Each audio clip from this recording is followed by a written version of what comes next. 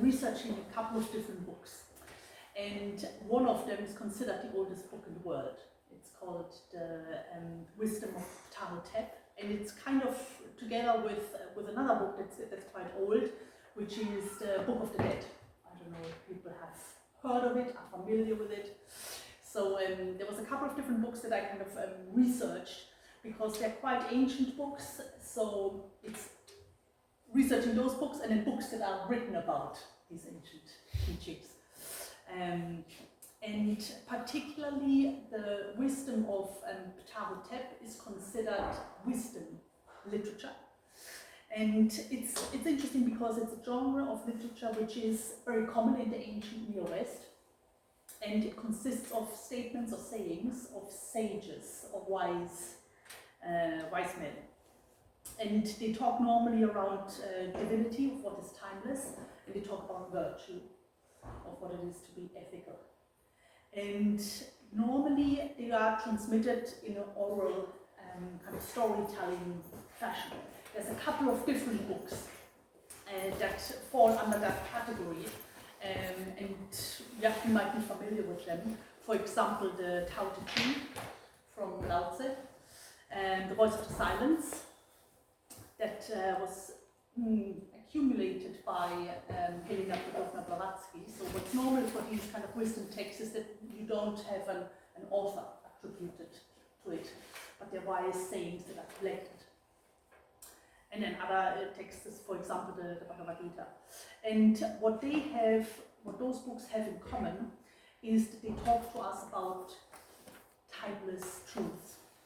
And they don't belong to a specific culture or a specific country or so, they belong really to all. Because like Julia was saying, wisdom doesn't belong to anyone, it belongs to everyone. So they are written usually in a symbolic language, and I think particularly Egypt is an interesting example, because why does it fascinate us even today, so many thousands of years later? And it's interesting, I think I came across a saying that in Greece they would say that if somebody is considered very wise, they must come from Egypt. So that seems to be like a kind of saying. So there is in general an idea that there was great wisdom collected and lived in ancient Egypt that still inspires us today. And so I want to talk before we start with the talk really about symbols and symbolism, because it's very present in Egypt and in their really day-to-day life. They had a vision of life which was that everything really in the manifested world or around had an essence of the divine or of the timeless in it. And for me it's really interesting, if you've ever been to Egypt or for example even seen temples, so they symbolized a lot, or symbolism is very, very strongly part of their lives. And for example, when you see a temple the pillars from the outside, on the top of the pillars there's a lotus flower that's closed, and as you progress through into the kind of the inner center, on the top of the pillars the lotus flower opens. Okay? It's quite a beautiful image. And so it's interesting that they're very strongly connected to symbolism, and this kind of tells us a little bit about their life and themselves as well. Gives us a clue to their vision of life, which is, like I said, that they have the idea that everything around them has an essence of the divine. So they were very astute observers of natural phenomena and represented them in a symbolic way. So, for example, and all cultures really do this to symbolize natural phenomena. For example, the sun. Okay, it's something mysterious. We can perceive, obviously, the impact that the sun has on us, provides light, nourishment, and so on for us. But there's also something mysterious because we don't really know what it's made of, for example. Okay, and in different mythologies, there's always a god, a divinity that is related to the sun. But in Egypt, there's 3 different facets of the same god, because different aspects of the sun represent different qualities. So it's different, like the sun rising at its height or setting have different attributes, different qualities. So the Egyptian world vision is quite different, I think, to maybe our vision of the world. So that's why I want to spend kind of a little bit of time to just get ourselves into that vision, because I'm going to talk about a number of different concepts and symbols over the course of the day that are all kind of linked. So, because it's also interesting to observe a different vision of life, because it can give us maybe additional insights or different insights to something that we ourselves have already maybe reflected on or questioned ourselves, the fundamental philosophical questions really.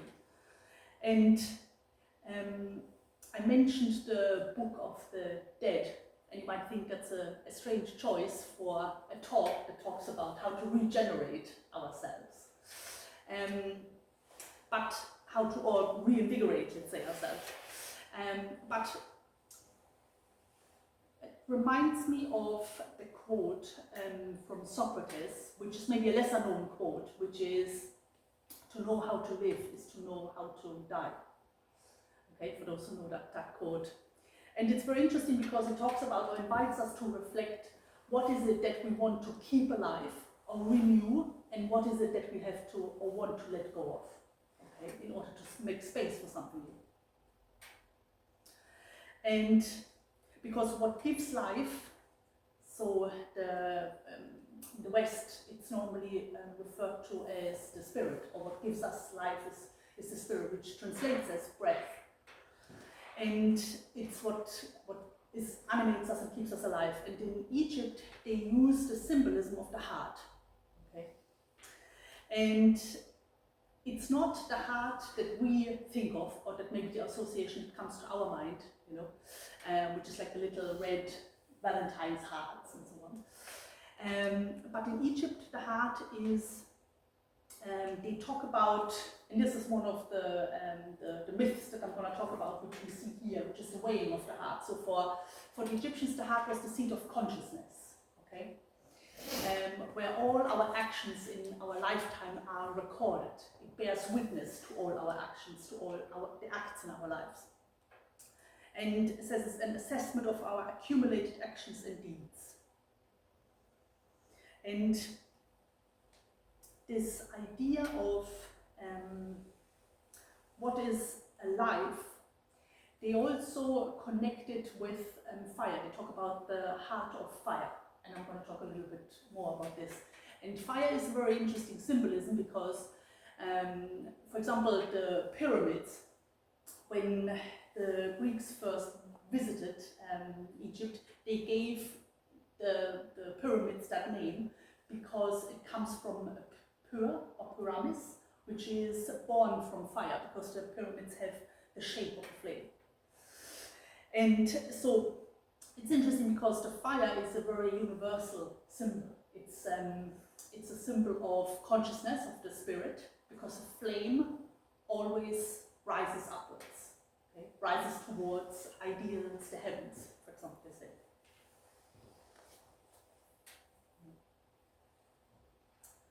So, there's many symbols that we might be familiar with, like the moon represents cycles, for example, and the sun, of course, represents intelligence, illumination, life, and also the center. And we see in Egypt also, they have the sacred language, which is the hieroglyphs, okay? Which is how they describe different phenomena, ideas and archetypes. So their vision is inclusive, okay? Because a symbol, I'm just going to say a couple of words about what is a symbol, because symbol comes from symbolos, which means to carry, to contain something. So it's like a vessel that contains something that reveals itself, I suppose, over time to us as we reflect on it. So I gave some of the examples like moon, sun, but then for example, circle, which is infinity, no beginning, no end, for example. So there's loads of symbols that we have.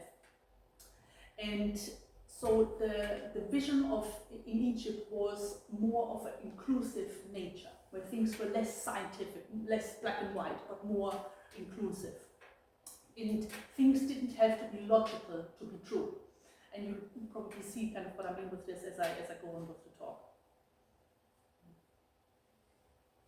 And what's important with the symbols is the way we access it. It's like it gives us an understanding of the essence of what it wants to transmit to us immediately. So it's like a synthesis of something that's being described. It's perceived by us with our subtle mind, not with our rational mind.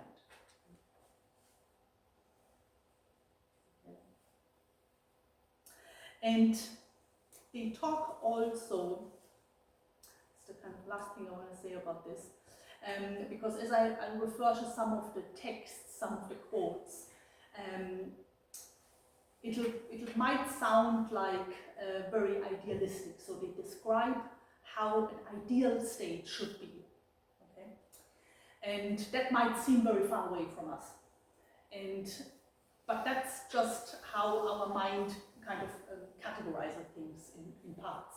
What they really talk about is a path, and many of the wisdom literatures, they talk about a path that reaches towards a destination, what they describe as the destination, the idea. But they recognize that in order to get there, it's a progressive journey for us and for our consciousness.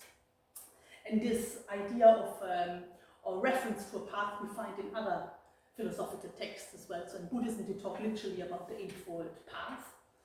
In Tibetan Buddhism, they talk about the path of the heart or the eye. In the Tao Te Ching, they talk about the way, the Wu Wei, for example. And even in the West, when we're maybe familiar with some mythology about heroic stories, they also are on a journey, on a path to reach ultimately divination, okay? Or the divine status. Okay. So they describe an aim and how to get there. And I want to just say one word around, because sometimes it's described as religion, okay? But the word religion in Egypt didn't really exist. Okay? So they wouldn't describe themselves as religious, but they referred to, or they spoke about a concept which is called Heka. So it's made out of two words. He is not, also to bind, and Ka is, they talk about that's the primordial energy. Okay?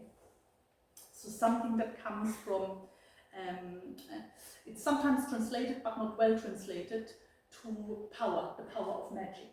Okay?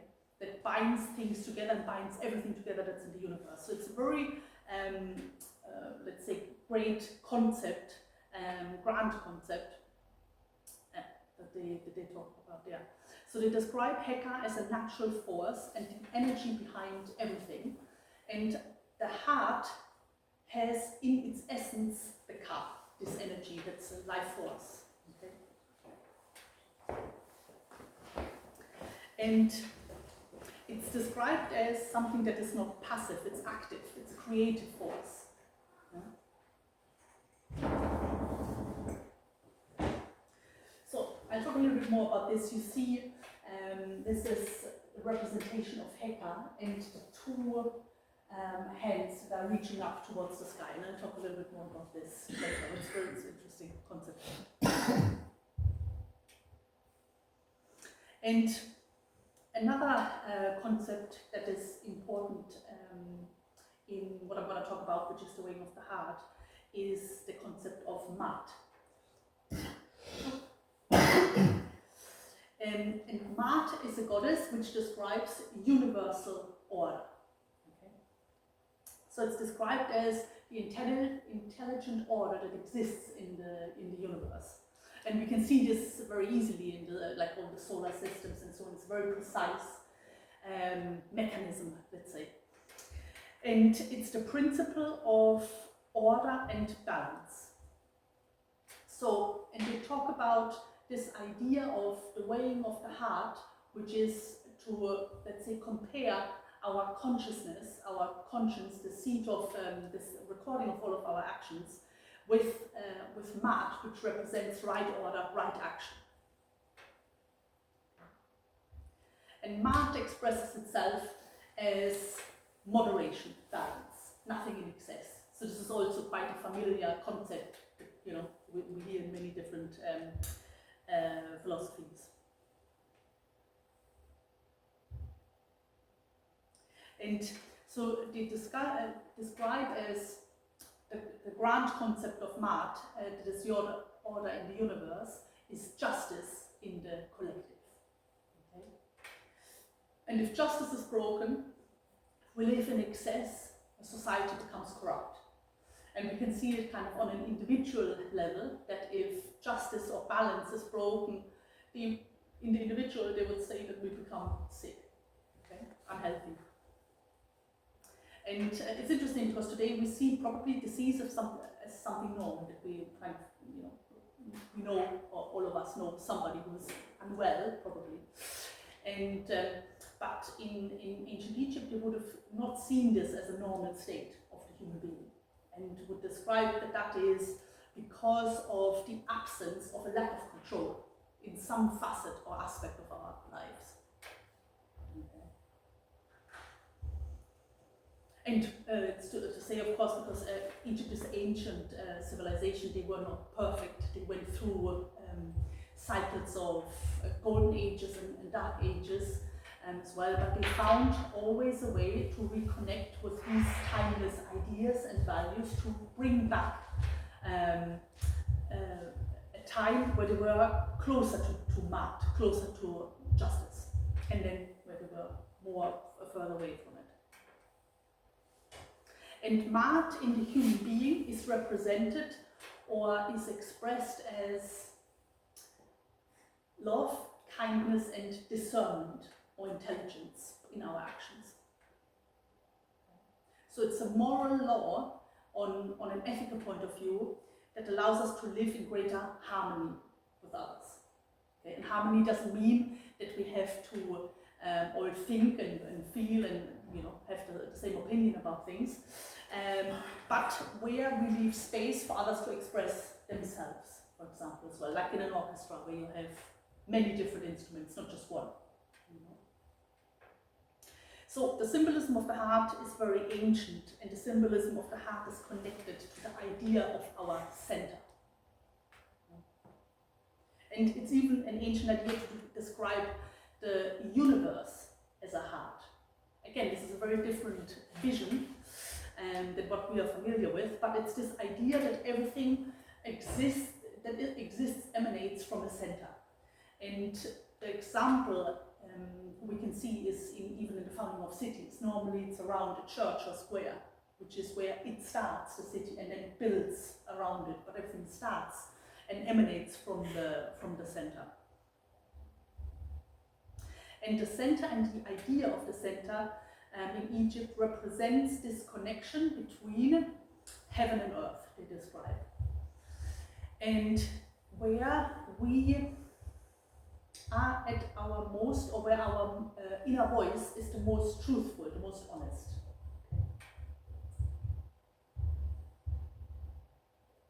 And it's to come back to that essence is where we can regenerate ourselves, because this essence, the essence of the heart, is, they say, it's made out of a substance that can't die, that's timeless. Okay. So again, in the West we associate the heart with, let's say, romantic love, sentimental feelings, emotions, passions, and in Egypt the heart is associated with intelligence, wisdom, intuition.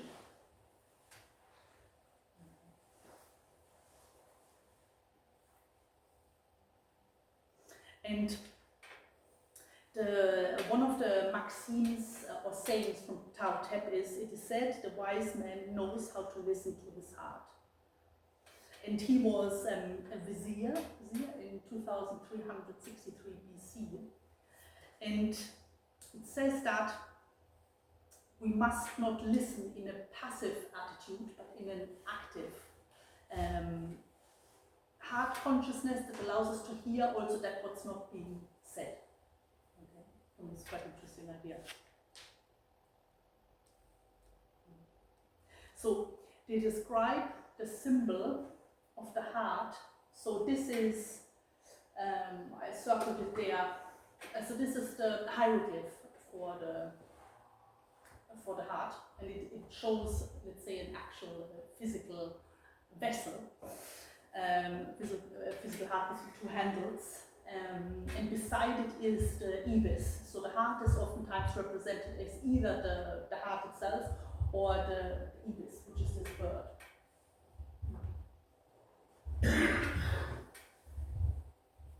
And they describe it as a vessel because it's like a silent witness, which it's presented as a hollow vase, which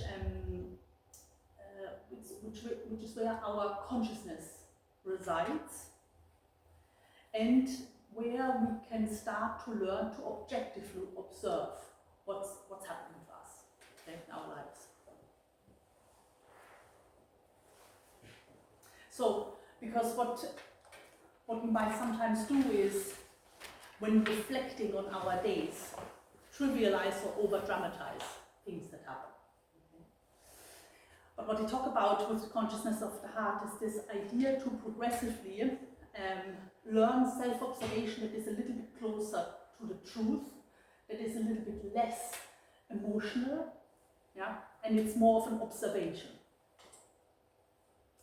And there's an exercise that we suggest in class at times, that can help with kind of developing this, which is, if you've encountered, any event during the day that maybe frazzled or upset you in some way, to talk about it in a third person, okay? Where you're describing it not as if it happened to you personally, but that you've observed it happen.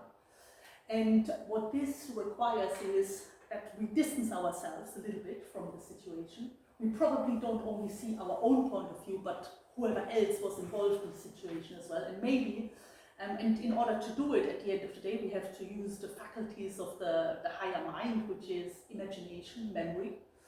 We have to remember the situation, and maybe we observe something that we wouldn't observe if we just think of it from our own perspective. So for me, this idea of the silent witness that bears witness to the things that happen in our life is very interesting.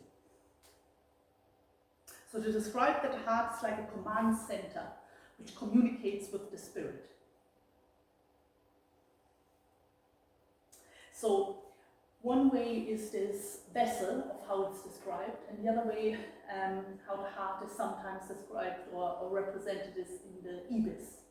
And the ibis, you see, has a very fine beak, and it represents the intelligence of discerning, selecting. Okay? Selects very carefully what it eats, what it consumes, what it integrates, what it wants to retain. Okay? So again, this is a symbolical element. And the ibis is associated with Thoth, with Hermes Trismegistus, and with Mercury. And these are gods that are the gods of communication between heaven and earth. Okay? They describe them as the message of the gods. Hermes is described, for example. It's one aspect of how it's described. And if the heart is associated with those divinities, it's because that's the function that it needs to fulfill. This idea of communication, okay, between the two worlds.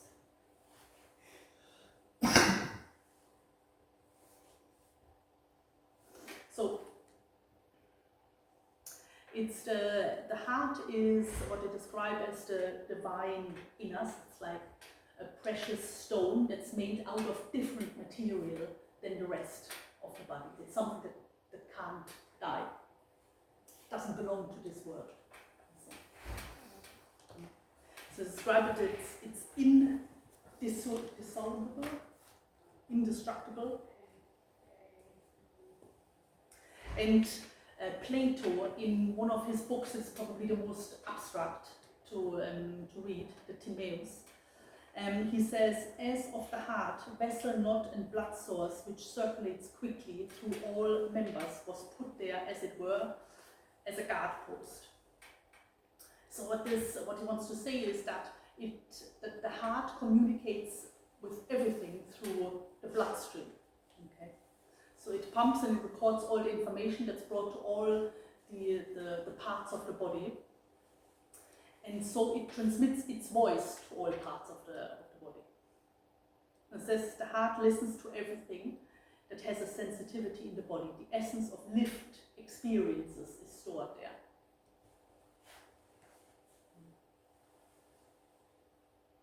And again, it's interesting, this kind of symbolism of that, because the heart, let's say, participates in everything that happens or is kept alive in the body. That's why it records everything. So, and how can we make the heart lighter? So that when we reach the stage of the weighing of the heart, which they say is at the end of our lifetime, where there's judgment over our life, if we can reach the land of Osiris, of the other world, or we have to return. We are compared with, let's say, Mart. Okay? And I just show Mart here. So I mentioned her at the beginning. She is cosmic order, right order, universal order. And what we see on the top of her head is the feather mark, which represents this idea of order and right action. And in the weighing of the heart, you see here, it's a great painting, but you see the scale of Duat, which is the underworld, and we see the heart on the left side weighed against the feather of Mart. So, and only if the heart is lighter than the feather of Mart, which means that it didn't accumulate any negative mistakes, experiences, and so on, can we pass through the land of Osiris. So, what do they talk about in how we can reach this? Because we can't possibly live a life where we don't make any mistakes. Okay? And this is really what is the secret, let's say, of the Book of the Dead, which is, in order for the heart to be lighter than the feather of Mart, it has to be a heart made out of fire. That's what they describe. So, because the only way for the heart to become lighter than the feather is to be made out of fire. So what do they mean by this? Is that they talk about in Hinduism, for example, they talk about this idea of karma, redemption, okay? Where it burns away all the mistakes that we've made. So they talk about this idea that the mistakes serve as firewood for our heart. Okay? And so what they talk about there is this idea, if we learn from our mistakes and to not repeat them again, we use the mistakes as firewood for the heart, and it lights up and it becomes lighter. And for me, this is a very interesting idea because it's the same idea as, there's another interpretation that I read in regards to this, is that because all the mistakes that we make maybe are valid if they help us to reach a greater level of wisdom and understanding. Okay? And it's like the idea of when we are faced with something that is difficult for us, an obstacle. And what we might often do is try to find ways to evade it, okay, to get around it. Yeah, ignore it in whatever way. But what they're suggesting is this idea of that because everything in nature has energy, something timeless in it. If we find a way to embrace the obstacle, to make it part of us, to welcome it, to accept it, we gain its energy. Okay? It's a symbolical idea, because if we integrate it, we can absorb its energy. It becomes part of us. It's this idea: anything that we face and we are able to overcome, it makes us lighter. Yeah? Because it's now something that we know how to deal with, how to face, rather than to avoid and to fear, which makes the heart heavy, they would say. Okay. So it's just that facing life in this way, to attempt to learn from our mistakes, is what regenerates us. Yeah. It gives us regenerative energy.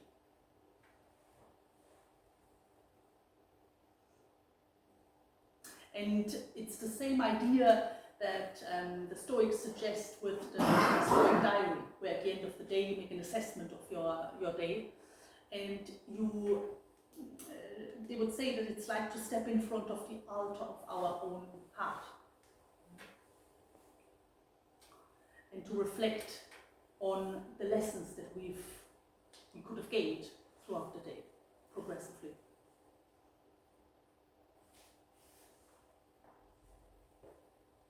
And this idea of the path of the heart, or the doctrine of the heart, which is what they describe in the Book of the Dead, it's very similar to when they talk about in Tibet about the path of the eye or the path of the heart.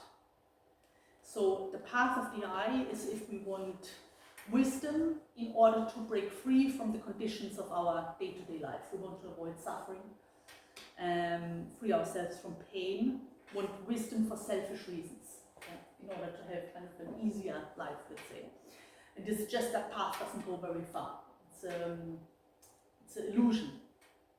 And then the path of the heart is where we want to move forward, but we want to take others with us. We realize there's not only me, myself and my ideas, my selfish ideas, let's say, but that there's also others that are part of our journey. And this path is slower. It might require us to go back at times, to bring others with us. But it's where we can connect with this inner flame and to become somebody who might lead others. It's this idea of to lead by example. So it's this idea of, if we're not satisfied with the state of the world, it's to start with oneself first. Because how do we change it? We have to start with ourselves. So the path of the heart, or the doctrine of the heart, they speak about removing all acts of selfishness, again, over time, progressively.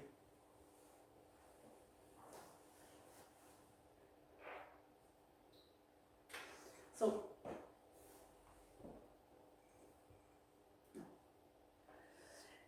another phrase from the Book of the Dead is, serve the heart during the time of its existence. Waste a moment of action from the heart is scarce abomination, and creative energy is lost. So it's the same that what I just described. It's this idea of selfish action weighs us down and makes us lose energy. And the same concept we find in Hinduism, for example, in Karma Yoga, when we're talking about this, is the idea of right action. The difference of, do I perform, let's say, an action with the aim of receiving something in return, or do I do it because it's the right thing to do? We might always expect something in return because it's natural for us to do it, but it's our state of mind, the state of mind, I do it in order to get, or I do it because I consider this the right thing after having consulted my heart conscience, let's say. Okay. So, Ka is, just to talk about Heka again and the Ka. This idea that they had as well is that nothing really belongs to us. Okay? It's very interesting. Even the energy that we're given doesn't really belong to us. It's part of the universe, and for it to regenerate itself, we should perform selfless actions. That's how the car regenerates itself. This is what this means, that the hands that are facing upwards, it's like it receives, and our heart receives energy from the ideas, and it regenerates by aligning our actions to ideas as well, which means that in what way can I act that makes me and others more noble, more honorable, more ethical? It's really kind of as simple as that, let's say, as an idea.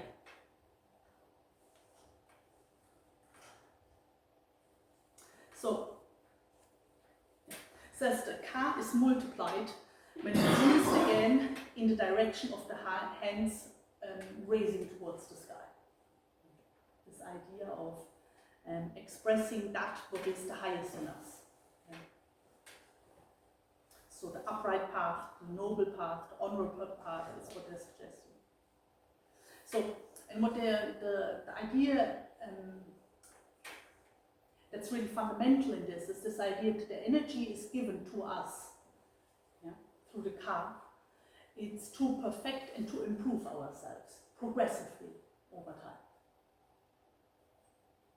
To come closer to what they describe the human path,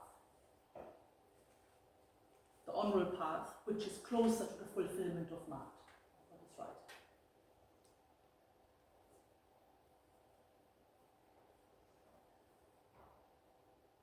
So it's like, and that's, you know, and what is the right thing is obviously different to each of us, depending on the choices, you know, that we've made.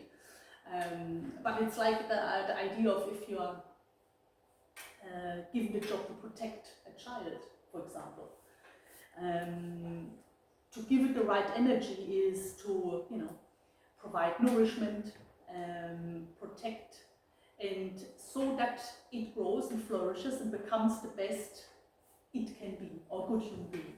Yeah? So it's like this idea of the energy that we're given. It shouldn't be used just for anything, but to make things better.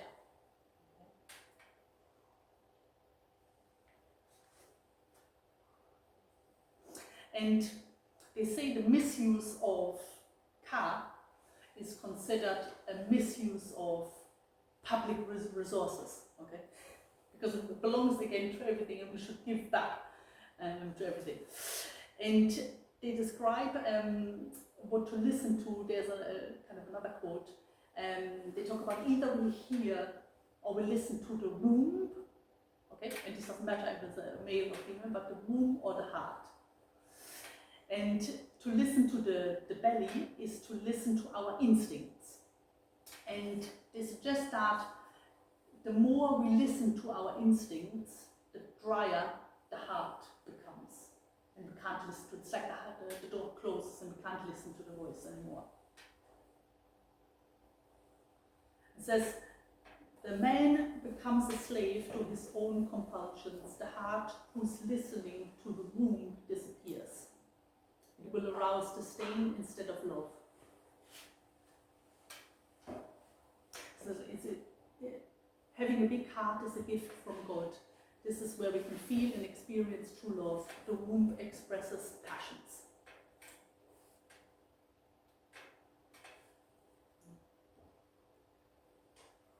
So this is one of the things again from Tao Te. So he suggests that the advice to fight selfishness and to remove any sense of hatred, anger, jealousy, greed, and so this is listening to our passions.